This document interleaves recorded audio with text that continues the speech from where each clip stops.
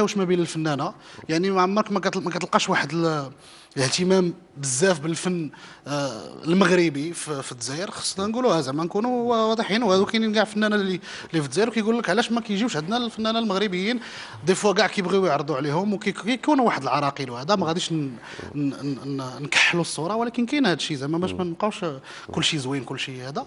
ولكن انا كيبان لي بانه الحل ديال هذا الشيء هو بانه الفن لا في الجزائر لا في المغرب خصو يطعن في السياسه الفاسده، كسوا هنا في المغرب ولا كسوا في الجزائر.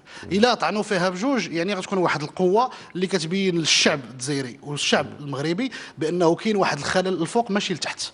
يعني ما حدنا حنايا هنايا في الشعوب اننا كنتصنتوا للجزائر وهما يتصنتوا للمغاربه، يعني ما كاينش مشكل. علاش ما يكونوش هذوك هنا وهذو هنايا على قبل واحد السياسه، هذيك السياسه يعاد النظر فيها.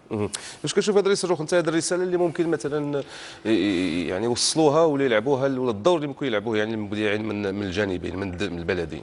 هو لاعبين، هو كاين هو ما تيكون موجه بطرف يعني جهات معينه، وهذا من الاشياء اللي حنايا كنرفضوها وكل شيء كيرفضها الا كانوا فعلا كيحسوا بان الابداع لا يوجه الا عن طريق الاحساس الصادق اللي كيوصل للجماهير.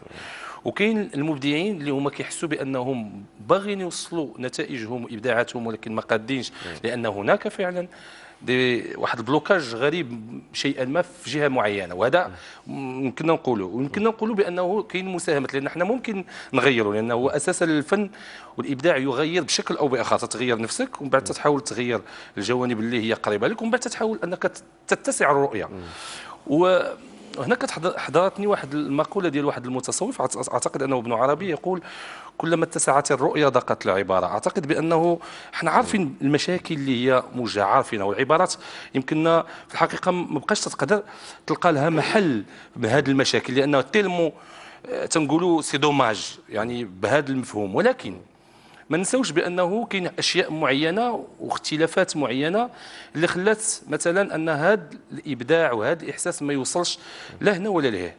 مؤخرا في الزياره ديال وزيره الثقافه الجزائريه في 2012 تنظن انه كان هناك واحد الاسبوع ثقافي جزائري بالمغرب، وتنظن بان كانت هناك دعوه لفتح مع وزير الثقافه المغربي يعني، وكانت دعوه صريحه وجميله ورائعه حول خلق هذا الانسجام بين البلدين على مستوى الاسابيع الثقافيه سواء في المغرب ولا تقامت الاسبوع الثقافي، ما تقامش الاسبوع الثقافي في الجزائر. هذا واحد.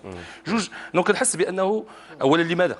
يعني كتحس بانه علاش؟ لانه خصنا بصح، واخا السياسه نقولوا بانها راه السياسه لانها كتحاول انها بالخطط، ولكن ما فيها باس اننا نرغموا انفسنا نحن المسؤولون، تنهضر على المسؤوليه المشتركه، نرغموا انفسنا اننا نوصلوا ايضا لان الفنان ما يمكنش انه بوحده غيقبض اليوم البيد ديال الطياره وغيمشي باش يمشي للجزائر العاصمه وغيدير حفله. دونك خاص مسؤول معين من جهه معينه انه غادي يقول له ادعوك باش تجي تقرب المسافات. وتقريب المسافات حنا راه في الانترنت راه كنقربوا المسافات، في الكتابات تنقربوا المسافات، التليفون كيقرب المسافات، كيحسوا التلفزيون الان تيقرب المسافات، اشياء كثيره كتقرب المسافات. ولكن يجب فعلا ان تكون مسؤوليه مشتركه لتقريب ماشي لتقليصها، باش تزول هذه المسافات وتحيد المسافات ككل. وحسيت بانه كاينه فعلا الرغبه من الطرفين ان ممكن على المستوى الابداعي، لكن الان هو مطالبه وفي نفس الوقت حلم واحساس صادق من جميعنا، وتنظن بانه احساس صادق انه نحاولوا اننا نكونوا غير انانيين في تعاملنا مع القضايا اللي حنايا باغينا، وقضايا موجهه. كل واحد تيامن بالاشياء اللي هي امن بها. حنا كنامنوا باشياء معينه واللي حنايا ما يمكنش اننا نتنازلوا عليها باي شيء من، لانه هكذا هي الامور. ولكن الشيء الوحيد اللي ما يمكنناش اننا نختلفوا فيه هو ان الابداع ديالنا راه الا كان في مصلحه شعبنا اولا، مصلحه الشعب المغربي ومصلحه الشعب الجزائري ثانيا، او مصلحه الشعبين، انا راه ممكن اننا نوصلوه لدرجه اننا نقدروا فقط نتغلبوا ماشي على جوج الشعوب، نتغلبوا على شعوب اخرى، على ايديولوجيات اخرى، تكتلات اخرى، وعلى تخلف اخر، وتنعرفوا بانه الغزو اللي كاين الان ثقافي والغزو اللي هو كاين الايديولوجي من الغرب جي بشيء كبير. وعلاش ما نكونوش حنايا قرب اولا باش نوصلوا النتائج للاخر اللي هو ما حملناش اننا نتقربوا الى بعضياتنا، واللي حنا اساسا خصنا نتقربوا باش نقولوا لهم نتواجدوا بالفعل وبغيتوا ولا كرهتوا، ونوصلوا لكم رساله اخرى، واننا نقدروا اننا واحد الوقت اننا نفوتوكم حنا فايتينهم، ما قادينش نتوحدوا. بغيت نسولكم بعلاقه النقطه ديال الحدود. بطبيعه الحال كاين اللي خدا القرار ديالها والمسؤول على هذوك شغلهم، ولكن انتم كمبدعين واش سبق يعني في التجارب نتاعكم يعني سبق انه هذه القضيه ديال الحدود مثلا واش شكلت في مرحله معينه ولا شي نهار عرقله مثلا في التنقل ديالكم ولا في الابداع ديالكم ولا في شي نشاط معين من الطرفين؟ لطيفه. انا شخصيا كنشتغل على واحد الموضوع صافي ان بو لونطون وانا كنشتغل عليه، وكل مره كنحاول ناخذ يعني اون اكتريس تشتغل معايا. كان سي اون بياس دو تياتر سميتها زوج بغال، فهمتي؟ دونك جوج بغال وكطرا في ان تران وما بين اون الجيريان و اون ماروكان، وفي الاخر كيكتشفوا بلي هذاك التران ما كيقلعش، هما راكبين في التران ما كيقلعش وكيمشي التران اللي خصو يمشي. دونك ولكن تري كوميك هاد لا رونكونتر ما بين هاد لي دو بيرسوناج، لي دو فام اللي كيقلبوا على راجل وفي الاخر كيلقاو بانه راه كل وحده مزوجه بنفس الراجل اللي مزوجه به الاخرى. دونك هذه هي الحكايه ديال المسرحيه. مي بوغ افوار فريمون لاكتريس اللي تلعب دي فوا تو سون بان كاينه اون ريتيسونس من الجهه الاخرى. مي جو سوي كونطونت ان يلاه رجعت من الامارات داير اليوم، اي اكتشفت واحد البنيته كي بيان سابيل سعاد، لعبات واحد المسرحيه دايوغ زوينه بزاف اسمها مايا ديال من سيدي بالعباس، اي راجلها هو المخرج. دونك واللي عجبني ان الاغاني اللي كانت في المسرحيه ديالها اغاني مغربيه، وحتى ملي هضرت على الطبخ هضرت على شوميشه، على لي غوسيت دو شوميشه، فهمتي؟ دونك يعني حتى لا ريفيرونس عندها وشوميشه يعني سا اوماج شوميشه. دونك هنا كتحس لا دي فوا كيكون دي ريتيسون واحد كيخاف ولا ربما يقيسوا بعض الطابوهات، لان كوميم الحدود كيبقاو ربما حنا كنهضروا عليهم اليز ولا شي حاجه، كاين اللي ربما يبو با مازال بوغ لو مومون ما عندوش ديك المناعه الفنيه والثقافيه باش يهضر عليها بواحد الحريه. ولا انا كنقول بان كل دوله وكل شعب عنده الثوابت ديالو، ولكن كاينين حويجات مشتركه كتجمعنا، وهاد الحويجات المشتركه اللي كتجمعنا هي اللي بغيناها تكون بيناتنا. اما كل واحد والايقاع ديالو، كل واحد والاشياء ديالو اللي كيعيشها في بلاده واللي كتحترم، كما كتحترم الاشياء في المغرب غتحترم في الجزائر، ولكن المشترك هو اللي خصو يتخدم عليه، وهذا المشترك يتخدم عليه براغماتيا وانسانيا، لان كاينين عائلات اللي راه سالوغ كوت شير ياخذ طياره باش يقدر يمشي من شي بلاصه من احفير باش يمشي لكازا باش ياخذ طياره الوهران لالجي وعاد يمشي لوهران ولا مغنيه ولا لان ساميطا غيبي انني مشيت من مثلا من الرباط لكازا ومشينا للجزائر وعاد خدينا الطريق وصلنا حتى للسطيف، لعبنا كفرناعوم ضيق مسرحيه كفرناعوم انا لعبتها في الجزائر في السطيف، ومشيت لعين الفواره خديت شربت من عين الفواره، وكنشكر جمهور السطيف. واللي عجبني انه تقبل العرض وتفرج فيه وطلع المحافظ ديال المدينه وقال لي هذه مسرحيه تحتفل يعني الانسانيه، وقال لي هذه قصيده للموت واخريات للحياه. سمار توشي. بغيت نرجع لهذه القضيه ديال الحدود، لان فعلا شيء من الاشياء المحزنه والمؤسفه فعلا، لانه لما كنت في وهران كنت باغي نرجع فعلا، ما بغيتش نرجع في الطياره. انا فكرت قلت مع الاخوه الجزائريين علاش ما نقبضش وهران، نمشي لتلفزيون تما نقبض ونمشي لوجده.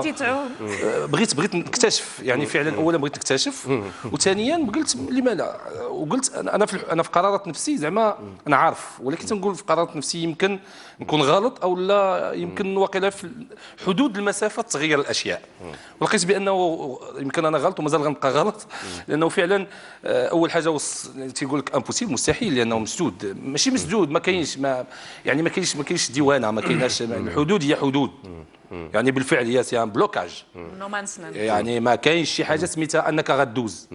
فلقيت بانه الغريب في الامر انه ممكن اننا نوصلوا لنا ايام زمان تنتذكروا بانه كان التران كيمشي وكانت الناس الحدود مفتوحه وكانت الحياه البسيطه ديال المواطن البسيط المغربي والجزائري كتعيش على الحدود، لان الحدود كان فعلا تتذكر هنا المسرحيه ديال دريد الحام اللي هي من المسرحيات الجميله جدا اللي كانت تهضر على الحدود، واللي هي فعلا انه تقول هما جوج راه كيكونوا خوت هما متقاربين، ولكن الفرق بيناتهم هو هذاك الحائط او ذاك الشيء اللي هو ما كتقدرش تتجاوزه.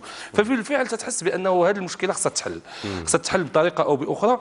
راه هما حدود فعلا يمكن نسميوهم مهمين ولا ماشي مهمين، ولكن هذه الحدود غتحيد وغيتحلوا مجموعه المشاكل باش ابداعيا نقدوه على مستوى المفهوم اولا، ثم على مستوى اشياء اخرى كما قالت لطيفه انه بعض الاحيان هناك فرق مسرحيه ما عندهاش الفلوس باش تمشي، خاصها تمشي غير في طوموبيل في طاكسي، بغات تمشي توصل وتعرض في وهران ولا في تلمسان اللي هما قرابين لها. ونفس الشيء بالنسبه للاصدقاء والاخوه الفنانين الجزائريين، يعني هذا على مستوى امكانيات اللي يمكننا اننا نسهلوا الماموريه للابداع على اساس انه يعيش. الابداع الان لا يعيش على مستوى البلدين، وفي هذا التكتل اللي بغينا، لانه كاين هناك واحد البلوكاج، وهذا البلوكاج خصو يتعين. كاين حتى الدراسه القرايه مثلا، كاينين الناس اللي دابا كان عندهم الماستر والدكتوراه ديالهم كيديروهم في جامعه محمد بن عبد الله في وجده، وكيكون عندهم الاشراف مثلا من اساتذه دكاتره من الجزائر ودكاتره من المغرب، يعني كتسهل انه يتحرك. دونك تلاقي. نمشي لعبد القادر. السيكتور في علاقه مع الحدود، كان ذاك الابداع اللي كنتي بدعتيه مع حسن الفد المغربي، حسن الفد على الديوانه، شنو ربما الميساج اللي كان بغيتوا توصلوا من خلال هذا الابداع هذا بعلاقه مع القضيه ديال الحدود؟ القضيه ديال الحدود كنعرفوا ماليها شكون اللي خدا فيها القرار وغيرها، ما شغلناش، ولكن ربما الرساله الابداعيه الفنيه اللي كنتوا باغي توصلوا انتم. والله اخي، هو يعني كان ذاك لي كابسول اللي درناهم في رمضان 2011 سيتي كاريمون سيتي ان ميساج فور.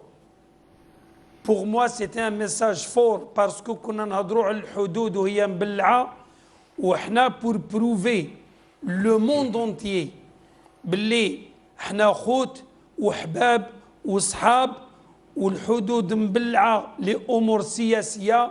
هذا الشيء هذا نتمنى ان شاء الله تنحل. دونك سي سا لو ميساج. ونعاود نخرج لك على هذا باش نقول لك يا حبيبي، هذا سي نداء من عندي انا، يعني كاريمون ما تنساش باللي العرب عندهم عديان، والاسلام هو في ذاته عنده عديان. دونك يفو با ما نكونوش فابل وما نبينوش الضعف نتاعنا. يعني تفوا ما حتى واحد ما حاب باش نكونوا احباب وصحاب وقراب ونروحوا ونجيو كي نحبوا. دونك حنا خصنا نبينوا، لو كان ما حنا ما نكونوا ما متفاهمينش، ما نبينوش الضعف نتاعنا للناس اللي راها مور هذا الشيء. خصنا نبينوا لهم باللي اوني فور، اوني خوت، اوني حباب، يا با بروبليم. دروك كنت سمعت الاخ الروخ اللي قال لك دوك انا جو دون ان اكزومبل، لو كانت تدي تي جي في يعني مليون لباري ويديك النعاس تصبح في الالمان. دونك علاش حنا راه مخلينا الحدود غير الطياره اللي راهي خدامه، وحنا عندنا باش يروح التران وتروح الطاكسي وتروح البابور وتروح الطياره. وبين فرنسا والمانيا اللي تكلمت، بين فرنسا والمانيا اللي تكلمتي عليهم، يعني كان واحد الماضي مأساوي تراجيك، يعني بزاف ماتوا فيه الملايين ديال الناس، وكان لغتان يعني مختلفتان تماما وجوج ديال الثقافات مختلفه، ولكن يعني استطاعوا انه هذا الشيء كله يتجاوزوه. مع الاسف المغرب والجزائر يعني مازال يعني ربما التفكير في هذا الشيء مازال ما كاينش. هذه القضيه ديال الحدود ربما كتجرنا الحاجه اخرى. واش كنتكلموا على ما يجمع، كنتكلموا على مجموعه الامور اللي ربما ايجابيه، ولكن واش ربما ما حانش الوقت نديروا شي واحد الاوتوكريتيك، واحد النقد ذاتي يعني ما بيناتنا، يعني كمغاربه ولا كجزائريين، يكون واحد النوع ديال النقد الذاتي نتقدموا به للامام. سي شاعو، انا واش تحب نقول لكم؟ يعني ان شاء الله يا ربي يعني يفتحوا هاد الحدود ان شاء الله، وبنادم يحوس بالطوموبيل خير من الطياره باش تشوف لي فيل كاع تاع المغرب، تاع تحبس تحب تشرب قهوه ولا تفطر صافي بليز. انا درتها واحد 3 خطرات قبل ذاك الوقت بالطوموبيل دون فامي ورحنا، والحمد لله يعني سيتي فريمون تشوف لا ناتور، تشوف الجبال، تشوف ان شاء الله. هذا واش المغربي يشوف عنابه، يشوف قسنطينه، يعطيك الصحه. كيف كانت هكذاك الحمد لله. سبحان يعطيك الصحه. هي لو توريزم كما قلتي، هذه ان شاء الله. هذا ما نقول والله العظيم. تفضل. اوكي، انا سي فري بور لوتوكريتيك. بحال دابا انا مثلا هاد لو بلاطو انا عجبني الحال انني نجلس دي زالجيريان ودي ماروكان وكيهضروا على المستقبل الشعبين بجوج والجمهور كاين، وانا متاكده ان المغاربه كيسمعوا والجزائريين كيسمعوا. سا مو فري بليزير نشوف التلفازه الجزائريه اوسي فنانين مغاربه وفنانين جزائريين كيهضروا على هذا الشيء، باسكو لي زارتيست بوف شونجي دي شوز. الفنانين يل بوف شونجي، لان الفنان صوت الشعب، والشعب اذا كانت الاراده ديالو حتى انه يتفتحوا الحدود غادي يتفتحوا الحدود، باسكو جوستومون كيف في هذاك لو بوليتيسيان هو هذاك الشعب اللي كيصوت عليه. لان ملي كتصوت على هذاك لو بوليتيسيان كتعطي الصوت ديالك بالبرامج اللي كيعطيك. دونك نتمنى في البرامج ديال السياسيين الاحزاب ديالنا والاحزاب اللي في الجزائر يكون فتح الحدود براغماتيا، تكون عندهم، لان السوق اولا مشتركه حتى بالنسبه للصناعات ديال جوج الدول. يعني غادي تخدم البيطاله هنا وتخدم البيطاله هنا، غادي يجي الجزائري ويخدم في المغرب، غادي يمشي المغربي ويخدم في الجزائر، الفوسفات اللي ما كاينش عند الجزائر يمشي تعطيه ليه المغرب، البترول اللي كاين في الجزائر يجي للمغرب. يعني يفو يتخ براغماتيك، حتى ما نكونوش غير عاطفيين سي فغي. الفاميلات كاينين الزواج ما بين المغاربه والجزائريين، كاين الاولاد المغاربه كاين اللي امهم راه كاينه في الجزائر وما عايشين هنا حيت يبوفي با، ولكن الحمد لله القانون مثلا في المغرب اعطى للمراه انها تعطي لا ناسيوناليتي. دونك ولا ممكن يجيو ولادها اللي كانوا واحد اللحظه يبوفي با فيفغ يعني اليز، ها هما يجيو عندهم لا ناسيوناليتي حيت امهم مغربيه تقدر تعطيها، حيت كاين القانون، حيت دار القانون، حيت البرلمان صوت عليه. دونك ما جو تروف كو نقدروا نبدلوا لي شوز اذا كانت الاراده السياسيه، وهذه الاراده السياسيه كتاخذ الحق ديالها من الافكار ديال الفنانين، من الافكار الانسانيه ديال البنادم في هذا الشعب وفي هذا الشعب. بيك انا كيبان لي واحد الحاجه اللي هي مهمه، هي اودولا دو، حيت هذه القضيه هذه اللي قالت لطيفه سي تري انتريسون ملي كتشوفها كون كانوا لي ميديا ديال الجزائر يقدروا يوصلوا لهذا لو كا ديال يديروا اون طابل روند فيها لي زارتيست مغربي ولا لي زارتيست الجيريا ونتناقشوا وحلوا هذه الحدود، واللي ما بغاش يجي راه ما غيجيش. راه ماشي غتحلوا الحدود داكشي غادي يجيو الناس. هذه وحده. الحدود فين محلولين في الانترنت. يعني المغربي الا بغى يدوي مع الشعب الجزائري ينا با بوزون يدوز في اذاعه جزائريه باش يقدر يدوي معاه. دونك يقدر يدوي معاه اوتوماتيكمون من انترنت. وهذا الشيء اللي طاري دابا بزاف من 97 98. هذا الشيء اللي خلى الفن المغربي يقدر يتجاوز هذوك الحدود، والفن الجزائري يتجاوز الحدود ويوصل لنا حنا. باقي عندنا واحد المشكل كبير اللي هو ما كنقدروش نشوفوا وجهنا في المرايه ونقولوا شنو هو المشكل، اشنو هو اشنو علاش كاين واحد بحال قلتي اون سورت دو انسبسيون. يعني من الداخل بغات دير ما عرفتش كيفاش نوصل. المهم هو اللي كان المشكل هو مشكل تاريخي نقدروا نتجاوزوه حنايا سميتو بالفيتور ديالنا حنايا اون طونك فنانه. يعني نخرجوا لها ديريكت. حنا ما عندنا حتى شي مشكل مع الشعب الجزائري اون طونك فنانه مغاربه. حنا عندنا مشكل مع السياسه ديال واحد البلاد. دونك حنا نتجاوزوا هذه السياسه هذه وغنديروا واحد الفن اللي غادي لهذاك الشعب، ولا هذاك الشعب بغانا هو اللي خصو يطالب بينا باش نجيو، ولا هذا الشعب كيف ما حنايا الشعب المغربي كيبغي الفنان الجزائريين كيطالب بهم وكيجيو في الفيستيفال هنا في المغرب. سي زعما كاينه واحد بسودو ديمقراطيه اللي خصها تريني حتى من الجهه الاخرى. بلال شنو قال بيك عندها الصح، انا راني معاه في، لكن ما نشوفوش حنا ثاني ما نعمقوش زعما الناس اللي ما باغيينش هذا تفتح الحدود. انا نظن ماشي بكثره، ماشي بزاف، ما ناس الاغلبيه كاع الناس باغيه تفتح الحدود كل شيء.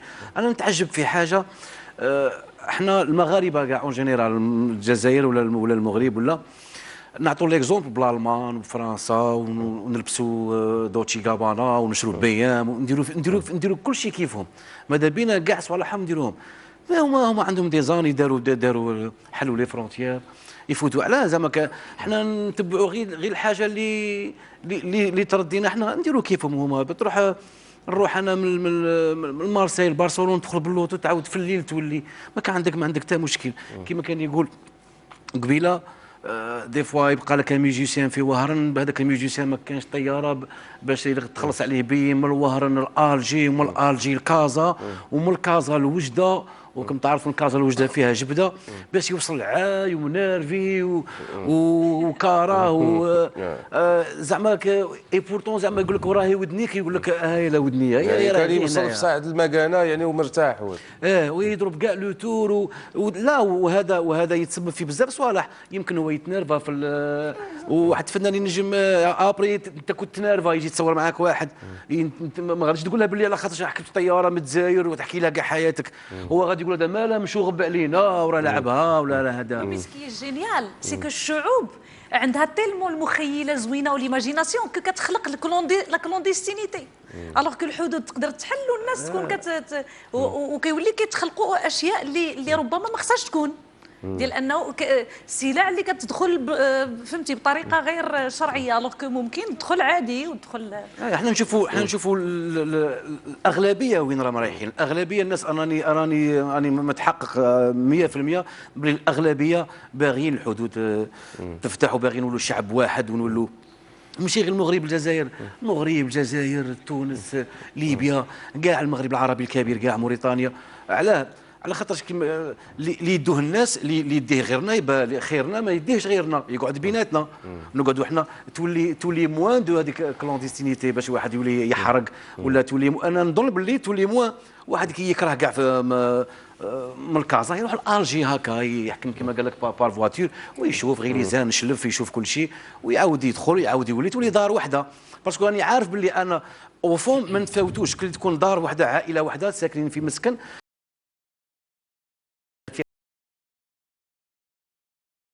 واحد يخسر له ولا انت غادي اوتوماتيكمون غادي تجي مع اخوك ولا مع اختك ولا هذه هي. انا نظن يفو با تاني نعقدوا الموضوع ونردوا بلي حاجه غراف. انا نظن باللي كاين فئه قليله ناس دايرين كيما هكا ربي يخلق لو بون لو موفي دو بارتو ما غاديش ما كان حتى بلاد فيها غير الناس الملاح ما كان حتى البلاد كاع.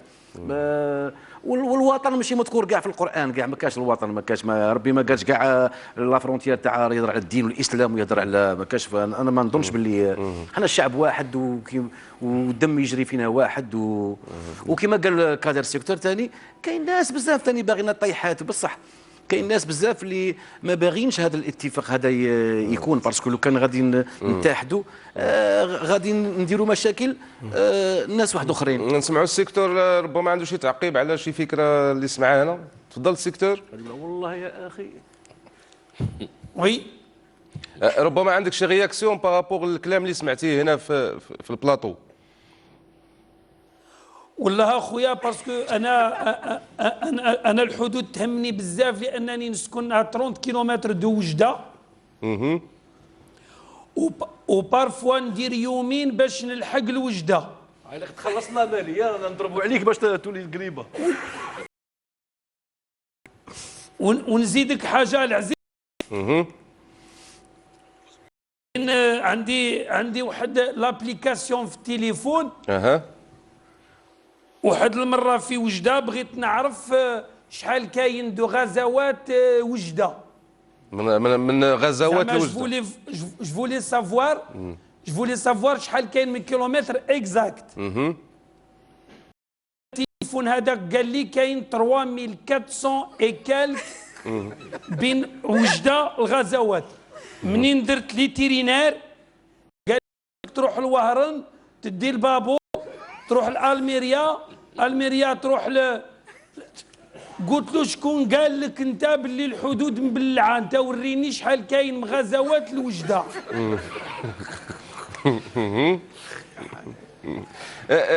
كنا كنتكلموا سيكتور كنا كنتكلموا هنا في البلاطو على واحد النوع ربما ديال لوتو كريتيك واحد شويه النقد الذاتي. خصنا نديروه جميع يعني من الجانبين على هذا الوضع هذا اللي تقريبا كلنا متفقين بانه ماشي نورمال ماشي وضع طبيعي. وكيفاش تشوف انت هذا لوتو كريتيك اللي يمكن نديروه؟ اسمح لي اخي عاود لي السؤال. قلت لك سيكتور هذا الوضع اللي راك تحكي عليه الوضع اللي ماشي طبيعي كلنا متفقين بانه ماشي طبيعي وهذه الابليكاسيون اللي تحكي عليها كيفاش تشوف انت من وجهه نظرك انه خصنا ربما واحد النوع ديال النقد يعني الذاتي واحد لوتوكريتيك لهذا الوضع هذا باش يتغير؟ اخويا باش يتغير انا كفنان جزائري وعندي جمهور في الجزائر وعندي جمهور في المغرب. انا خويا هاد الامور هذه ما راه مساعده لا الجزائريين ولا المغاربه يحلوا لنا الحدود ويخلوا هذا الشعب يتلاقى مع اخوه. سي سا يعني هذا هو الشيء اللي كاين. والسلام. غادي نطلب منك السيكتور انك توجد لنا ربما اخر نكته تكون مزيانه جميله وعندها علاقه بهذا الموضوع، تنرجع لك باش تحكيها للجمهور المغربي والجمهور الجزائري. هذه القضيه دائما ديال ربما لو كريتيك القدام، هذه الامور كلها يتكلم عليها هذا الرصيد وهذا، كيفاش ممكن انه نستثمروه، يعني نستثمروه لا من الفنانين والمبدعين ولا ربما الا كانت يعني شيء ربما ما غاديش نقولوا نعطوا دروس، ولكن على الاقل افكار مثلا الناس اللي الناس اللي كيصنعوا القرار. السي شعب. انا والله هذا واقيلا ديال انتم هضروا انتم انا كم ديباس نقول هذا الشيء هذا ياك انتم انا نقول هذا الشيء حنا كاملين كاملين راني معاكم. كنا شوف حنا كنا باطو واحد، حنا رانا باط طوموبيل وحده. هاي دخل هو تختار تتابعه. لا باسكو اللي قلتوها راهم قالوها الله يبارك.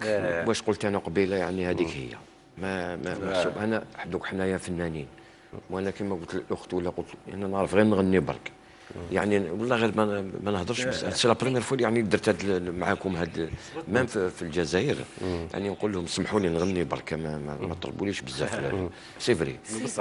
عرفتي انا اللي وجد لنا واحد المقطع صغير واش تغني لينا اللي جمعهم اللي جمع المغاربه والجزائريين بجوج. تفضل لطيفه، انت وجد راسك سي شعب. انا وجدت راسي كنشوف البلاطو وكيبان لي سي شعو راجل كبير، وكيبان لي بلال ودريس والبيك وانا ونيدي جون. شوف هو شحال في عمرك تبارك الله، والحدود مسدوده وحنا يا دي جون وكاينين دراري صغار. واش غتبقى الحدود مسدوده؟ تنكبروا فريمون اش غنقول لك؟ قوي هادشي والله الا كيضر في القلب، كيضر في القلب. علاش؟ باسكو ماشي انا ملي كنهضروا كنعاودوا نقول براغماتيا. الفنانين شوف الشعر مثلا كاين بزاف د المخرجين بغاو يسجلوا يصوروا في الجزائر، ولكن حيت سا ان بوفي با اي سون فونو للمغرب وسجلوا وصوروا افلام وداروا يعني الوغ كو ممكن مغاربه يصوروا يعني افلام في الجزائر، ممكن جزائريين يجي يصوروا في المغرب كما كيديروا دابا، ممكن فنانين يديروا دي تورني كما كان كيدير الطيب الصديقي، العلاج، المسرحيات اللي تلعبوا ديال برشيد، الزروالي كي بارتي تو سول في لافواتور ديالو بوندون السنوات اللي كانوا محلولين. يعني الشباب اللي ربما كانت عندك تجربه لطيفه في ديك فيلم انديجين، وربما ما عرفاش بزاف ديال الجمهور، لو تعاودينا عليها باختصار. فيلم انديجين كيحكي، شوف فيلم ديال انديجين حل مشكل كبير في فرنسا ديال القوم اللي ما كانش عندهم، ما كانش تخلصوش مزيان. والفيلم باش نقولوا بان الفن راه يقدر يبدل، خص الفنانه يثيقوا بانهم راه ممكن يغيروا الرؤى ديال الشعوب، ممكن يغيروا الرؤى ديال الاخر، يعني خصهم يثيقوا في هذه القضيه. ما نقولوش لا الفنان يبقى يتسنى دائما السياسي هو اللي، لان هذاك السياسي كيحتاج الفنان وكيجيبوا يتصور به في الانتخابات. دونك انا في انديجين باردون ادريس، في انديجين هذا الفيلم اللي غير مسار ديال الناس اللي حققوا الحريه لفرنسا وماتوا من فرنسا، من الجزائر ومغاربه ومن السنغال، دي غوميي اللي مشاو حاربوا في الثلج في لالزاس ضد الالمان.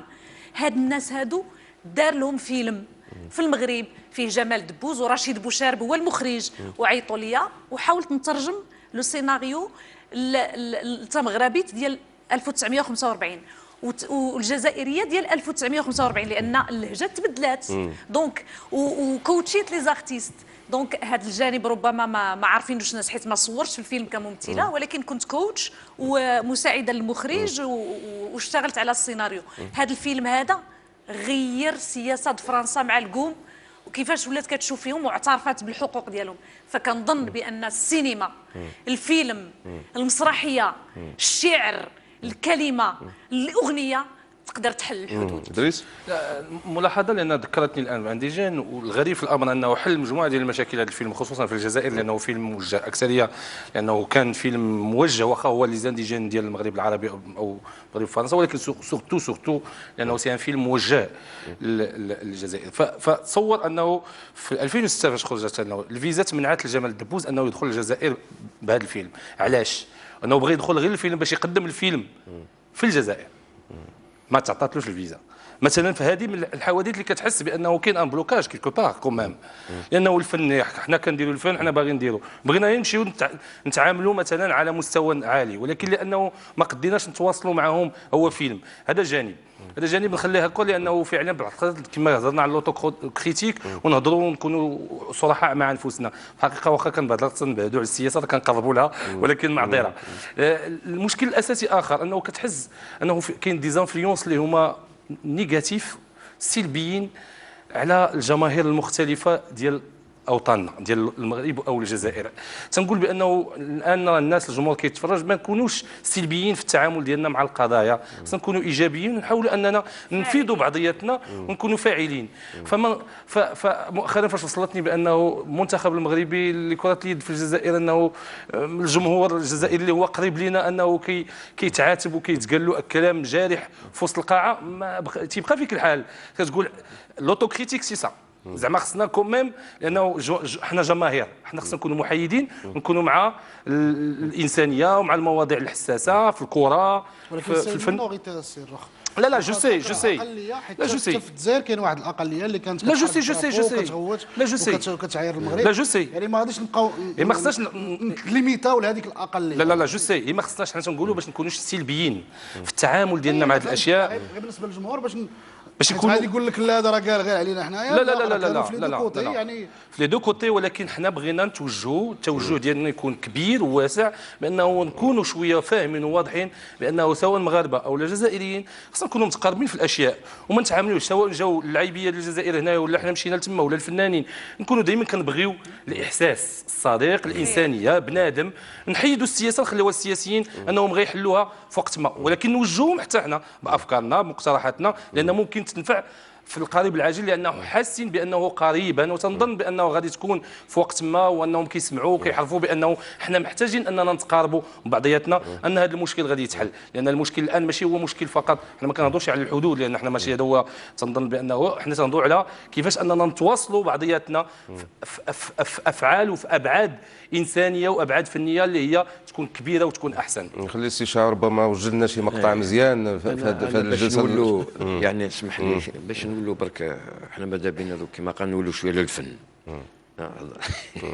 باش يعني خير. يعني كما قلت لك يعني انا ماذا بينا نهضر على الفن الشعبي هذا تاعنا، كيفاش يعني كيفاش حتى وليت نغني هذا الشعبي هذا حبينا كما الحاج محمد العنقا الله يرحمه.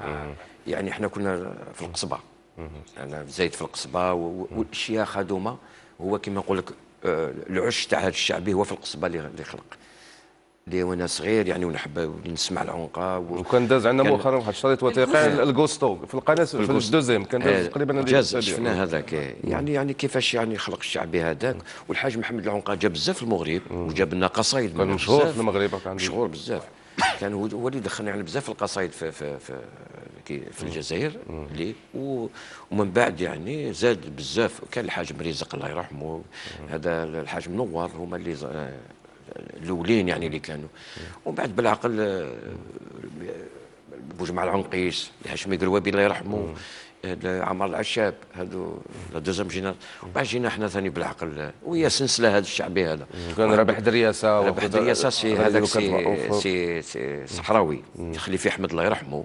هذو يعني حاجه ونوره اللي كانت بزاف كانوا هنا يجوكم يعني. صبر رشراش صبر رشاش الله يرحمها واسمها صبر رشراش. خلاص الوالدين صبر رشراش. لا ده عمل الوالدين. يعني هذه هي يعني وانتم بارك الله فيكم يعني راكم انتم تقدروا الله يبارك بخاخ تهضروا يعني تاع السياسه تاع الله يبارك. انا اش قلت لك انا ماشي انتم يعني تعرفوا اسمحوا لي يعني عندكم فو بوفي بارلي تري بيان في هذا الشيء. وانا قلت لكم يعني انا فنان مغني مطرب برك يعني هذه كيفاش غني لنا بغينا نسمعوك ان شاء الله. صح هي قالت تغني بلال عسام ليه ابالي ابالا تعيش لي يا بابا. يا بابا. هذه اغنيه يعني قلت لي عليها قبيله يعني وسمعتها يعني غنوها هنا.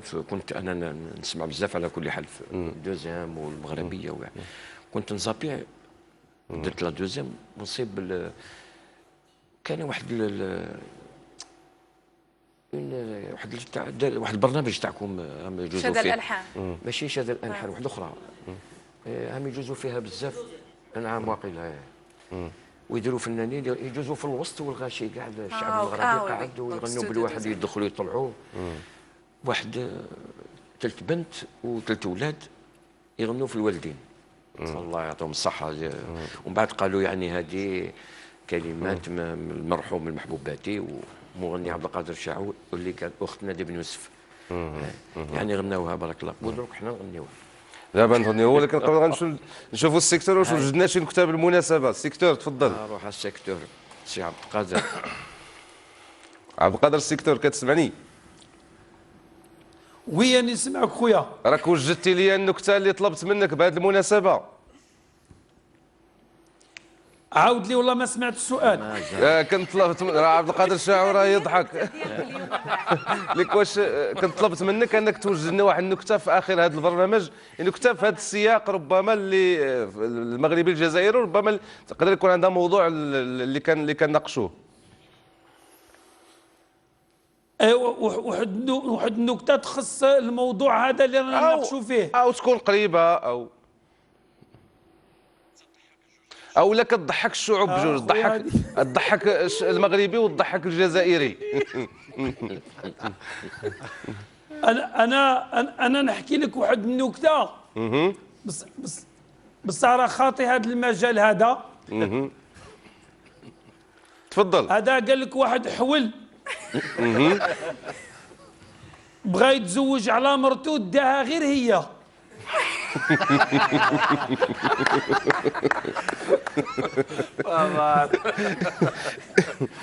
لا مثلا البيك هذه القضيه هذه نكته صغيره فيها واحد بغى يتزوج حول داغيه.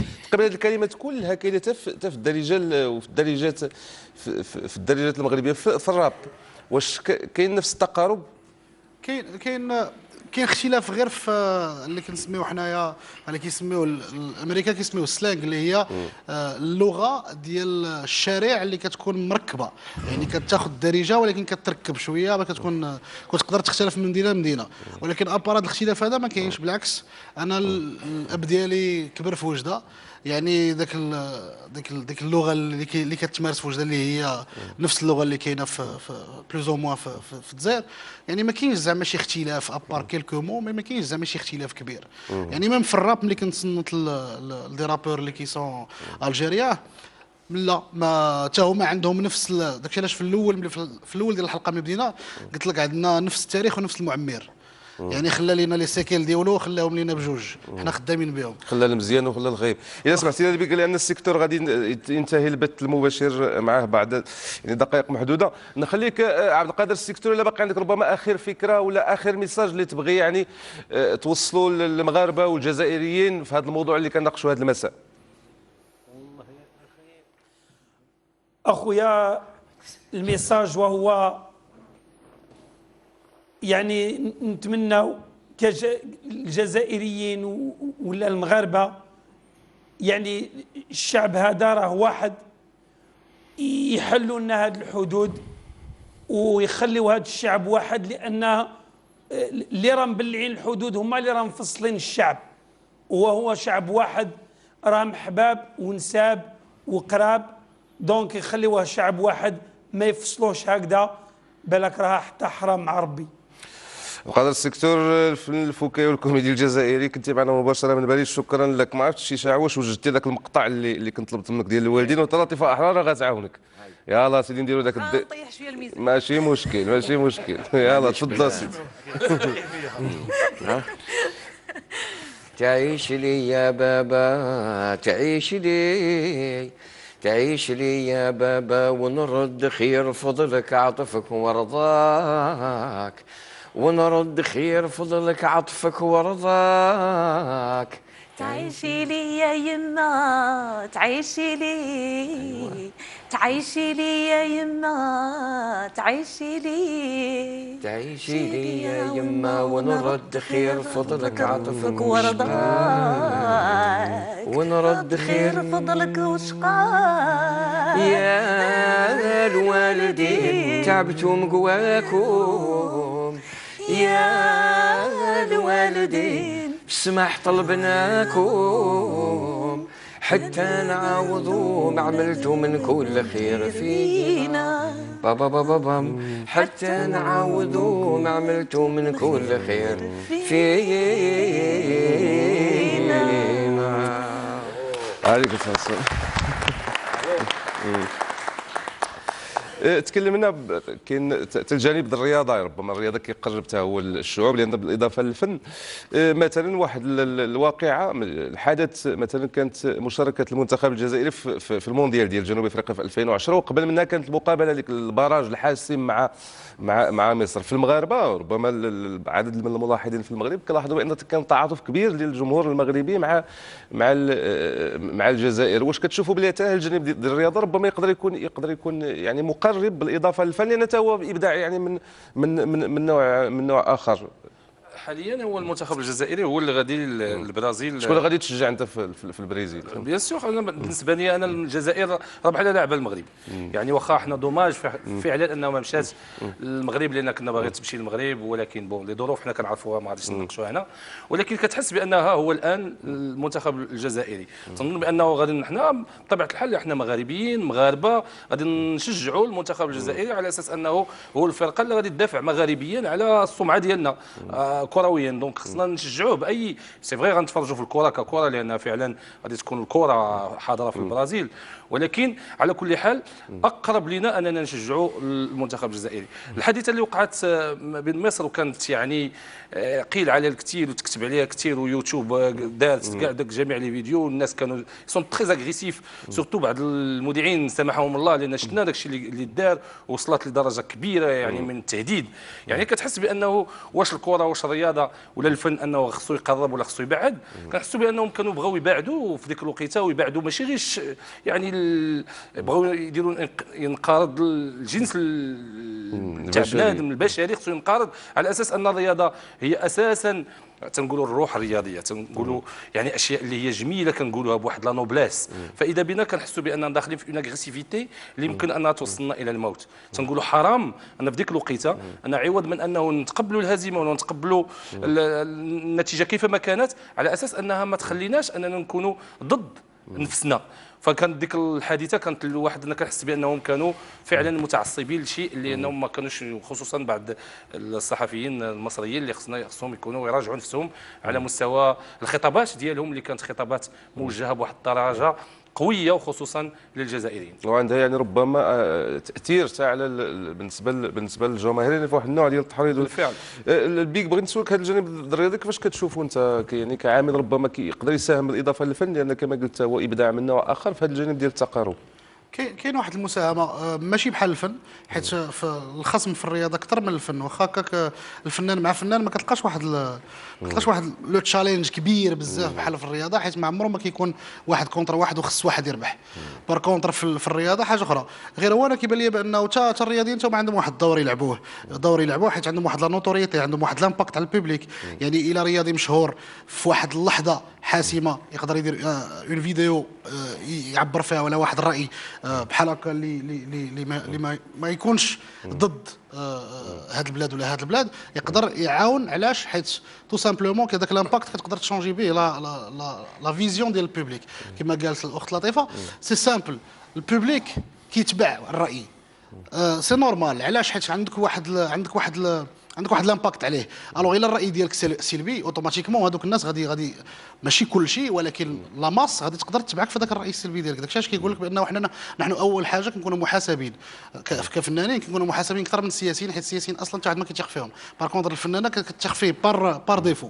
يعني الا وجهتيه ولا كنتي قدوه ماشي تلهي تقدر دير. يعني الا جو بونس كو تا الرياضيين المغاربه الجزائريين بحال هذا الشيء اللي كان طرا اللي شفنا في يوتيوب في المغرب وفي الجزائر، وشي كيشعل العافيه هنا وشي كيعاير هنايا.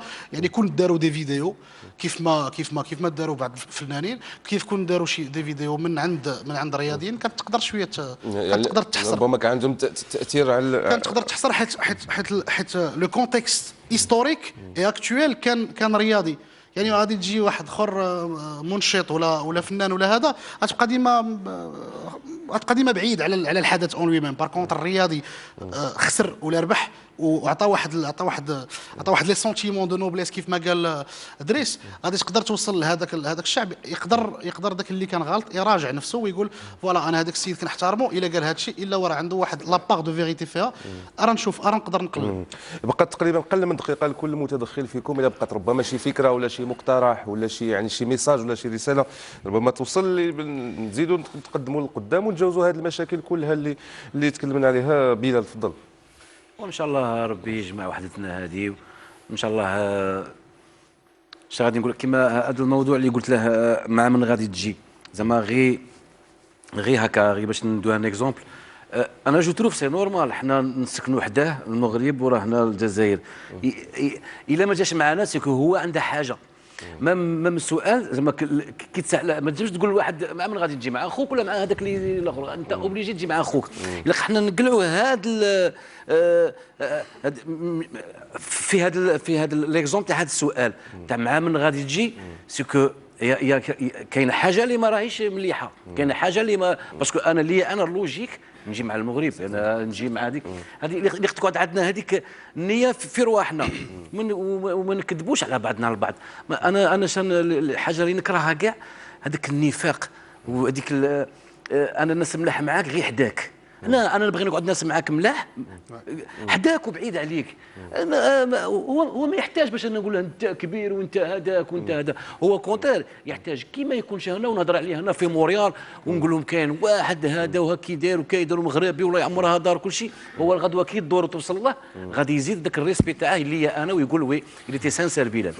وان شاء الله كل واحد في قلبه حاجه ربي يوفقها لنا تاع خير ان شاء الله. سي شاعو كما قال لك بلال يا خويا، ان شاء الله كما نكونوا كما تفتح الدعوه ان شاء الله وهذا يقابل هذا وسواء في الرياضه والا في الفن والا الحمد لله ان شاء الله. وعندي ثاني درك هديه باش نهديها. تفضل. هذا سيتان كوفري هذا ديالي اللي خدمته يعني مع لي دروا دوتور دالجي ومع الوزيره الاخت خالده تومي كذلك اللي دارت لنا هذا هنا كاين 10 سيديات يعني غير ملحون ان شاء الله ونهديوها يعني الشعب المغربي كامل راه هنا ان شاء الله. شكرا. وليكم انتم شكرا دوزام الله يبارك. شكرا تفضل. شكرا سي شاعو، شكرا بارك الله فيك. شكرا. انا جبت لهم التمر ولا حاجه ولا مقرود ولا في رمضان كياكلوه المغاربه راه كاين في الاسواق. كاين كل نحسبوا يعني في الانجليزي. سي ادريس الا بقى لك شي فكره باش تقسموا. الفكره الوحيده هو انه ما كرهتش انه الان راه كيشوفونا اصدقائنا الجزائريين انه فعلا ما كرهتش انه الاعلام ايضا انه يقوم بهذه الجلسه الحميميه وتكون جلسه فعلا فيها نفس المعنى فقط باش نجلسوا ونهضروا. تنظن بانها غتكون جلسه مريحه وجلسه فيها افاده باش يمكننا نزيدوا اكثر اننا نطوروا العلاقات ما بين المغرب والجزائر على المستوى الابداعي، لان باغيين نطمحوا اننا نكونوا فعلا فريق واحد. الفريق الواحد تيغلب دائما. بقى باقي عندك شي فكره؟ انا عندي فكره وحده اللي هي تقدر تبان بانه انتقاد، وبالعكس بغيت نبينها كما كنقول بانه الصحراء مغربيه، كما كنقول بانه المغرب والجزائر راهم شعب واحد. لطيفه. انا اللي بغيت نقول هو نتمنى السياسيين يسمعوا للشعب. ياك الشعب باغي يفتح الحدود في الجزائر، ياك الشعب باغي يفتح الحدود في المغرب، ايوا نتمنى هاد السياسيين اللي كيقولوا كيسمعوا للناس ديالهم يسمعوا ويحلوا الحدود. وإلا شي واحد اختار كاين القانون وكاين المؤسسات القانونيه. ونتمنى بروشينمون عوض ما ناخذ الطياره من كازا لالجي ولا شي الجيريان ياخذ طياره من الجي لكازا، ناخذوا التران. شكرا لك لطيفه احراز، سي عبد القادر شاعول، بيك شاب بلال، والسي ادريس الروخ، وكذلك سي عبد القادر سيكتو اللي كان معنا مباشره من الجزائر. اشكركم جميعا، اشكر الجمهور الحاضر معنا هنا، اشكر الجمهور في البلدين، الجمهور المغربي والجمهور الجزائري اللي تابع هذه الحلقه. وكما قالوا يعني اغلب الضيوف نتمنوا انه ربما تكون بدايه لجلسات اخرى يعني من الضفتين، وهذا لتجاوز الخلافات وربما الحديث عن المستقبل بشكل افضل. كذلك شكر الزميله الصحفيه مريم الرئيسي اللي بدات مجهود كبير يعني في انجاح هذا اللقاء. اشكركم جميعا، اشكركم مشاهدينا الكرام، والى اللقاء في فرصه مقبله بحول الله. تبارك الله عليكم.